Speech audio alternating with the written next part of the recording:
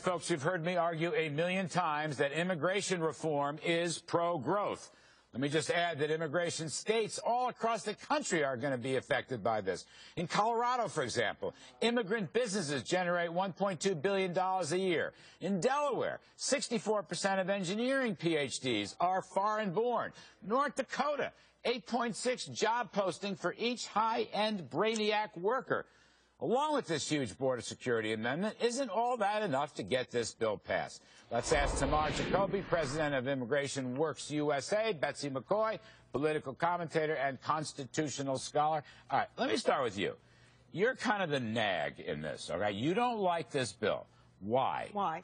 I'm pro-immigration, and I do believe that immigration promotes growth. But this is a corrupt bill. It is a repeat of Obamacare.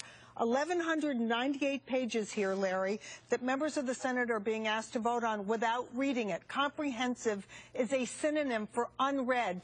And this bill is full of bribes to get reluctant senators to vote for the bill. What kind of bribe? Give me a bribe. Page 66, taxpayer-funded advertising for tourist sites, such as Las Vegas casinos, to get Dean Heller, the Republican member of the Senate, from... This is like the health care bill. Exactly like it. Except the cause is better. Page 1169, a $1.3 billion jobs bill to mollify Bernie Sanders. All right. So, Tamar, you heard Betsy, but I don't know.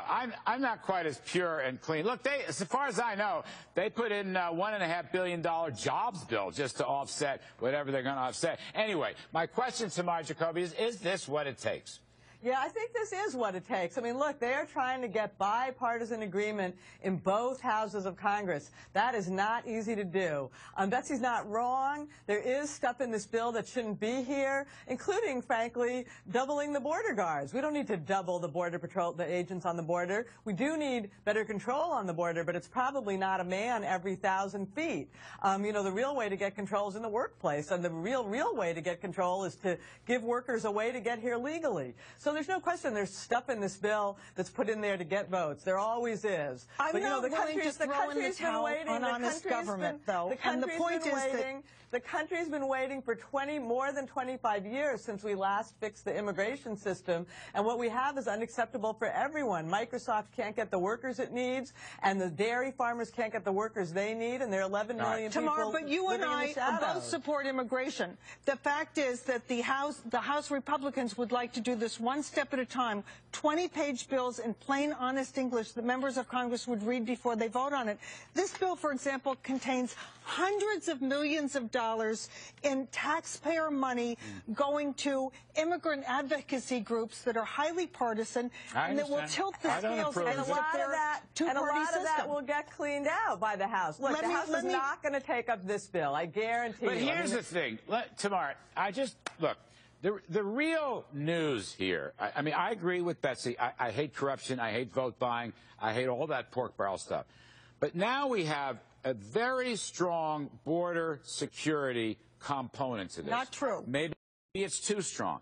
And that goes, it seems to me, with the legalization, and that will bring the economic growth that we've been talking about for so many years. To me, immigration is good for the United States, not bad for the United States. Tamar, going into the House, legitimately, can people now say that the border security equals the legalization/citizenship process? Have they solved that problem? It's extremely unlikely. I won't say never or impossible, but extremely unlikely that the House will take up this bill. The House is going to come up with its own answer. That's going to be, it's just what Betsy said, a piece here for the border, a piece here for the workplace, a piece here for the high-skilled workers. They're going to do it piece by piece, not the Senate bill, but their own thing. And it will result in a better law. And then the two will go.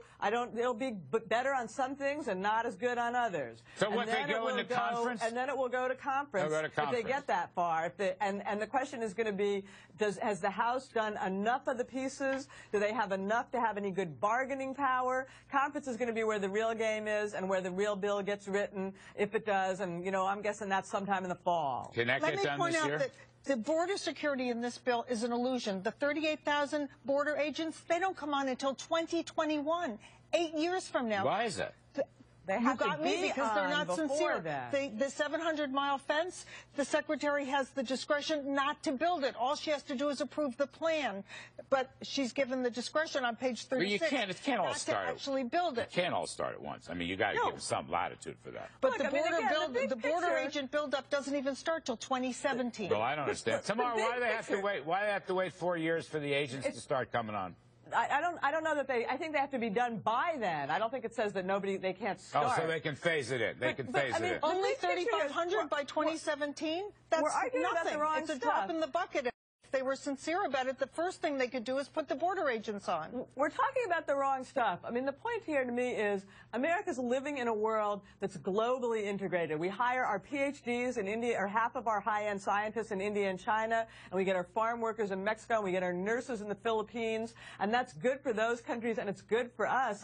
And we need a system that legalizes that. I think you're exactly right. I hope we can solve the Betsy McCaughey problems. I agree, they're legitimate issues. Nobody likes that kind of corruption. But I think this is very doable, and I hope the momentum continues. And again, I'm going to give Senator Rubio a lot of credit. The guy has taken unbelievable flack, and he's the guy that really put it on the table, and look how far it's gone. Tamar Jacoby, thank you very much. Betsy McCaughey, as